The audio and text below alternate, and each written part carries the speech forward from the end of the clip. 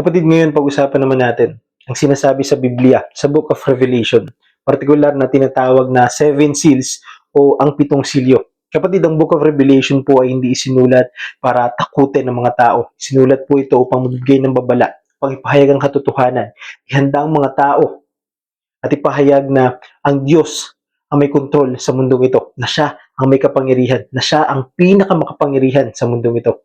Pag-usapan natin yan ngayon sa video nito, kapatid.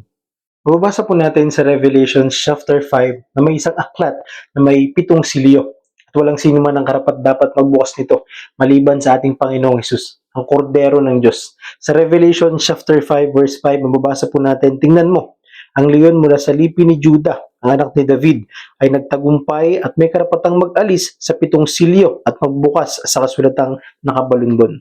Ang seven seals ay matatagpuan at mababasa po sa Revelations chapter 6 and chapter 8. At ito ang simula ng mga hatol at puot ng Diyos sa sanlibutan.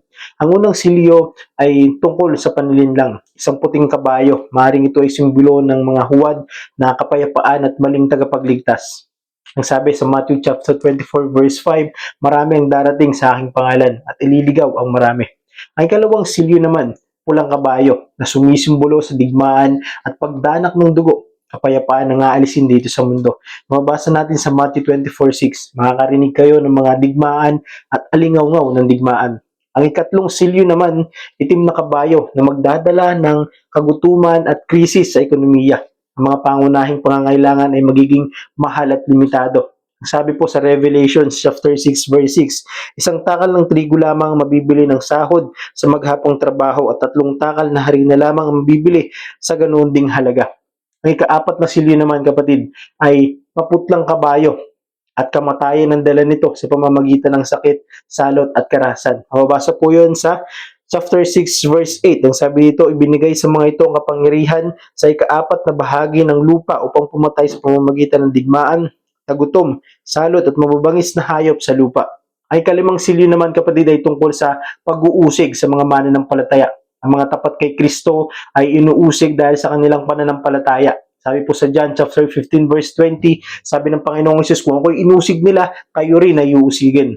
Ang ika-6 na silyo naman ay malaking lindol, takot at pagkabahala sa buong mundo. Ang mga tao ay matatakot at magtatago. Mababasa po yan sa Revelation chapter 6 verse 15. Ang sabi dito, nagtago sa mga yungib na bato ang mga hari sa lupa, ang mga gobernador, ang mga pinuno ng hukbo, ang mga mayayaman, ang mga pangyarihan at lahat ng tao, alipin man o malaya. At bago tuluyang magpatuloy, may pahinga ang Diyos. Patuloy pa siyang nagbibigay ng pagkakataon sa mga tao para sa kaligtasan. Sabi po sa Revelation chapter 7 verse 3, huwag mo na ninyong pinsalain ng lupa, ang dagat o ang mga punong kahoy hanggat hindi pa namin nalalagyan ng tatak sa noo ang mga lingkod ng ating Diyos. Mababasa din po sa Revelation chapter 8 verse 1, nang alisin ng kordero ang ikapitong silyo, nagkaroon ng katahimikan sa langit sa loob ng halos kalahating oras.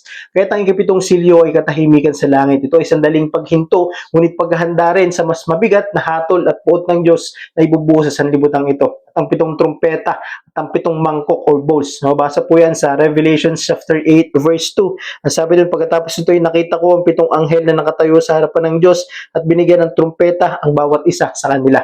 At kailan ito magaganap? Malinaw po sa Matthew 24 verse 36. Tungkol sa araw at oras na iyon, walang nakakaalam kundi ang Ama lamang. Walang eksaktong petsa, ngunit malinaw na ito'y mangyayari. At ang mahalaga rito ay handa tayo spiritually. At anong mensahe ng Diyos dito? Hindi ito para manakot o takutin tayo, kundi ito ay pag-anyaya sa pagsisisi, pagbabalik loob at pananampalataya sa ating Panginoong Jesucristo.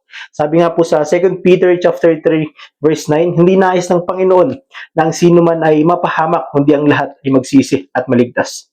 At kung narinig mo ito, kapatid, hindi ito aksidente. Dahil ibig sabihin lang nito na may pagkakataon ka pa habang hindi pa lubusang nabubuksan ng mga silyo, bukas pa ang pinto ng biyaya para sa iyo. Sabi nga po sa Revelation chapter 3 verse 20, narito ko, nakatayo sa pintuan at kumakatok. Kaya kapatid, ang hamon sa iyo ng Diyos sa sandaling ito na narinig mo ang kanyang mensahe, paalala at babala ay lumapit ka sa ating Panginoon ngayon. Huwag mong hintayin ang panahon ng hatol bago ka magbalik loob. Dahil ang Panginoong Hesus, ang kordero na magbubukas ng mga silyo, Pero kapatid, huwag mo rin kakalimutan na siya ang iyong tagapagligtas, ang ating tagapagligtas na handang tumanggap sa kanino man. Kahit habang may panahon pa, tanggapin mo ang kaligtasan at ang kaligtasan ay ngayong araw kapatid.